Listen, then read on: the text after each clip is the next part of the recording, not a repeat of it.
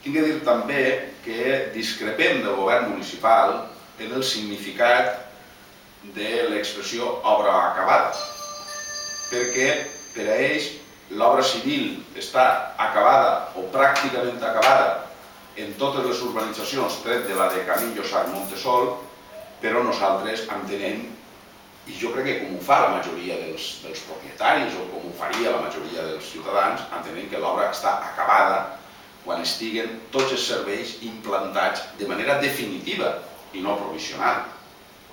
Clar, des d'aquesta perspectiva, quan se'ns diu que pràcticament totes les obres estan acabades, tret de la de Camí Llosart Montesol, ja tenim una discrepància de partida difícil de resoldre.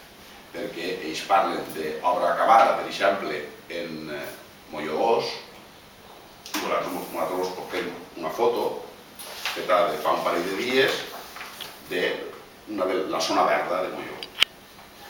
Entendre que està acabada, com dic, ja partim de pressupòsits inicials difícils de poder avançar. Teniu ahí les fotos de lo que s'entén com una zona verda acabada per part del govern municipal.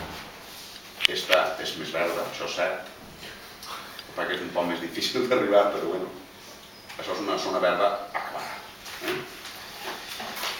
Com dic, en principi i en totes les, de manera genèrica, en totes les urbanitzacions falta aclarir la connexió telefònica i falta aclarir l'enllumenat definitiu i no aeri, com està ara. I no sembla que la solució d'aquests dos temes siga immediata. I això de manera genèrica i pel que ells mateixa ens compten. A l'espera d'això, com dic, se'ns va comunicar que pràcticament totes les unitats d'actuació compten o comptaran amb modificats del projecte inicial.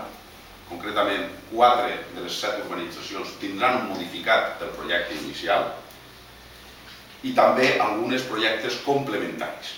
Projectes complementaris són projectes que no caben com a modificats en el marge legal que la llei permet